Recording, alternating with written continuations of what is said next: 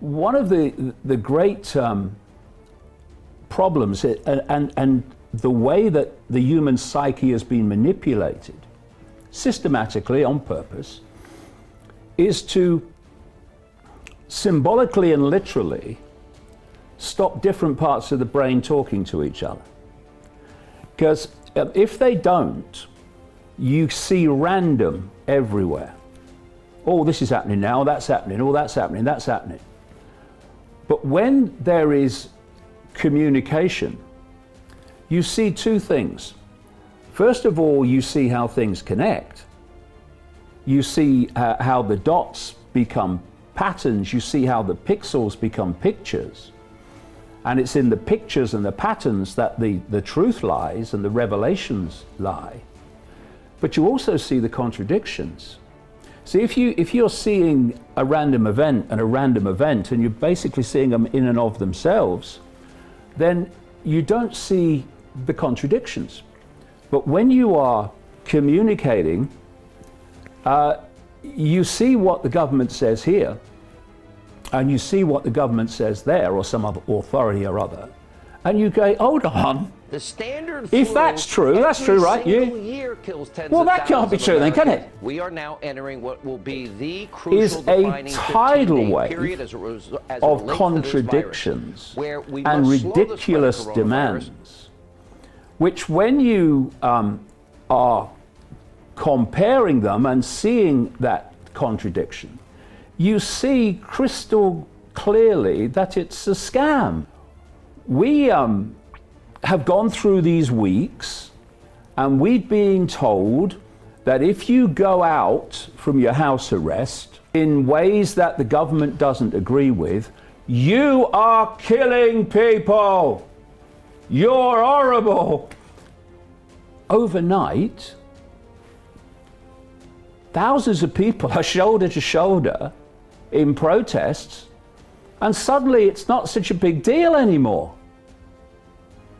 And when you see the connections and what the common denominators of all this are, you see why this, on the face of it, ridiculous contradiction actually makes sense. The common denominator of everything that happens in the world is, does it serve the agenda of this global cult that I've been exposing for 30 years, or does it not serve the agenda? If it serves the agenda, it is supported, it is not banned, it is not suppressed, it is promoted in the media. If it does not promote or support the agenda, indeed challenges it, then it's not supported, it's suppressed, it's silenced, it's demonized. So, the agenda is served by people acquiescing to house arrest and to doing what the government tells them to do in fine detail with regard to this pandemic.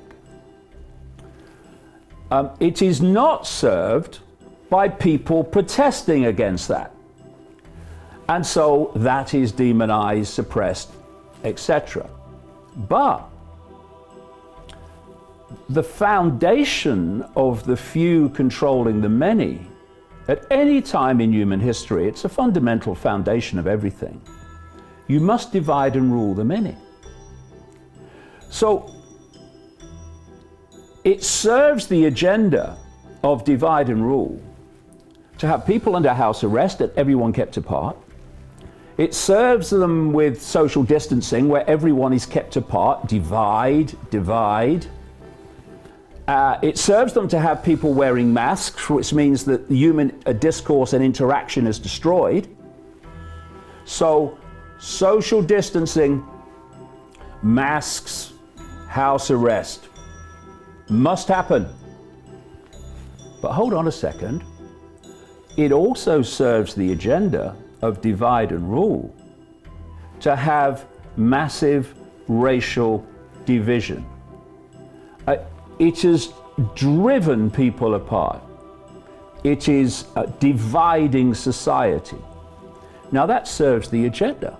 In this year of extraordinary happenings, we now have the first woke virus. The first one in human history.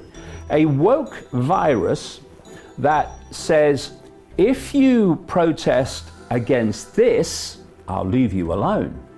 But if you protest against that, I'm coming for you.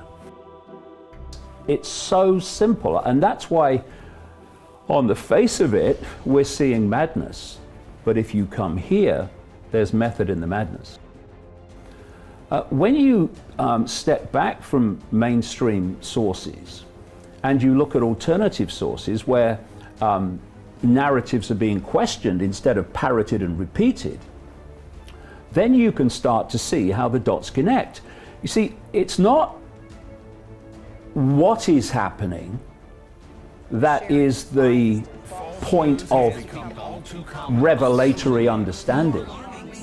It's why it's happening. It's context.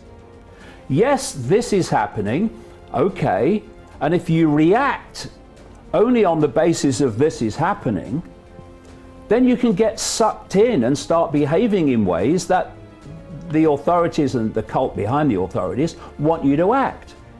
But if you stop and you ask, why is this happening? Then you can start to get context. See, what's missing is context. You know, the mainstream media will tell you that something's happening. They'll put their own spin on it, of course, but they'll tell you that something's happening. They won't tell you accurately, unbiasedly, why it's happening. Know the outcome and you'll see the journey. If you don't know where the world's being taken and who by, and the techniques of manipulation that take us there, then the world is a random place. You look at a newspaper and you look at the news or whatever, and lots of random things are happening. And it's very difficult, almost impossible, it is impossible, from that perspective of perceptual randomness to make sense of the world. Not going to do it. But when you know where the world's being taken, you know basically who's taking us there, why, and the techniques of manipulation to take us there, suddenly randomness disappears. Because what is random to most people becomes a very clear sequence of events that is taking us in a very obvious direction towards the outcome.